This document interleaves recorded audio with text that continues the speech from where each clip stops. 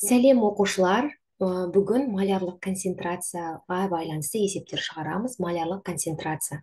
Ә, Сабақты бастамас бұрын сіздерге бір нәрсе айтайын. Әр сабақты қарау әрине қиын.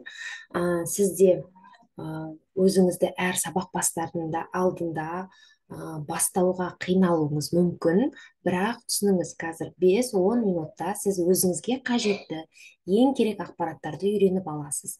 Және 10 минут сізге плюс 1 балл алуға, кемі плюс 1 балл алуға көмектеседі. Сондықтан 5 минут, 10 минут қана мен сабақты қараймын, сосын барлығын ұғып аламын деп өзіңізге әрдайым айтып отырсаңыз, жақсы нәтижеге жетесіз. Аз-аздан күнделікті сабақ қараудан жалықпаймыз. Жақсы ма? Ендеше кеттік. Сонымен малярлық концентрация ол зат мөлшерінің көлемге қатынасы екен. Формулада міне зат мөлшерінің көлемге қатынасы. Яғни бұны бізде кейде кей кітаптарда n ретінде беріледі. Ал бұл зат мөлшері ол массаның малярлық массаға қатынасы. Сол үшін біз сразу масса бөлінген m көбейтілген v деп алуға болады. Сразу бірден есепке көшейік. Бізде 0,1 малярлы 500 мл күкірт қышқылының ерітіндісін дайындау үшін неше грамм қышқыл қажет? Ол үшін алдымен берілгені концентрация ол 0,1 малярлы. Көлем ол 500 мл. 500 мл-ді міндетті түрде литрге айналдырамыз. Значит, ол мыңға бөлеміз 500-ді 0,5 литр. Бізге нені табу керек? Массаны табу керек. Ендеше, алдымен концентрацияның формуласын есімізге түсірейік. Ол зат мөлшерінің көлемге қатынасы. Бұл жерден бізде зат мөлшері белгісіз. Ендеше, ол массаның малярлық масса қатынасы. Бұл арқылы біз нені тауып аламыз? Массаны тауып аламыз. Массаны табу үшін зат мөлшерін малярлық массаға көбейтеміз. Яғни бізде бұл жерде ең алдымен зат мөлшерін табу керек екен. Зат мөлшерін табу үшін концентрацияны көлемге көбейтеміз. Концентрациямыз ол бізде 0,1 малярлы, ал көлем бізде 0,5 литр. 0,1-ді 0,5-ке көбейтсек 0,105 болады. 0,105 моль. Ендеше массаны табу үшін 0,05 мольді М, яғни М-ірі кімдікі? Күкірт қышқылы. Малярлық масса H2SO4-ті қанша? 98 грамм бөлінген моль болу керек. Ендеше 0,05-ті 98-ге көбейтеміз. Яғни бізде 4,9 грамм. Жауап шықты. Түсінікті болды деп ойлаймын. Біз бар болғаны мынадай формулаларды қолдандық. Бұл бірінші есеп.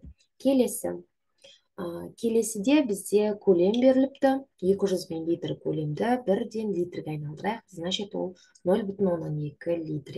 200-ді мыңға бөлеміз. Келесі масса беріліпті. Масса 11,2 грамм. Бізге малярлық концентрацияны табу керек екен. Малярлық концентрация. Концентрацияны табу үшін жаңағыдай зат мөлшерін көлемге бөлеміз. Бұл жерде көлем белгілі, бірақ зат мөлшері белгісіз. Зат мөлшерін табу үшін массаны малярлық массаға бөлеміз. Масса бар бізде 11,2, ал калий гидроксиді деп тұр. Калий гидроксидінің емерін тауып алайық. Калий OH-тың малярлық массасы қанша болады екен? 39 қосылған 16-ға 1 қоссаң 17, 39-ға 17 қоссақ 56 ма? 39 қосылған 17, бізде 56 екен, 56. Ендеше калий OH-тың малярлық массасы 56-ға бөлеміз. 11-де 2-ні 56-ға бөлсек 0,2 шығады.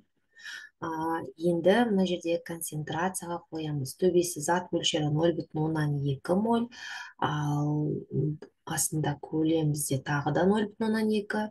0,2 бөлсек 1 болады. 1 моль литр. Жауап Е жауабы екен. Түсінікті болды деп ойлаймын. Келесі дәл осы формуланы қолданып бірнеше есептер шығаруға болады. Тура осындай есеп. Мына жерде көлем, көлем бізде 250-ді 1000-ға бөлсек 0,25 литр, 0,25 литр деп бірден алайық. 63 грамм азот қышқылы, масса 63 грамм, малярлық концентрацияны табамыз. Дәл жаңағыдай формуланы қолданамыз. Масса зат мөлшерін табу үшін 63-ті азот қышқылының емері HNO3-тің емері 63 бізде. Малярлық массасы 63. 63-ті 63-ке бөлеміз. 1 моль. Ал енді концентрацияны табу үшін 1 мольді 0,25-ке бөлеміз. Сол кезде 1-ді бөлеміз 0,25-ке. Бұл кезде бізде 4 шығады екен. 4 шығады екен. 1 бөлінген 0,25. 4 шығады екен. 4 малярлы болу керек.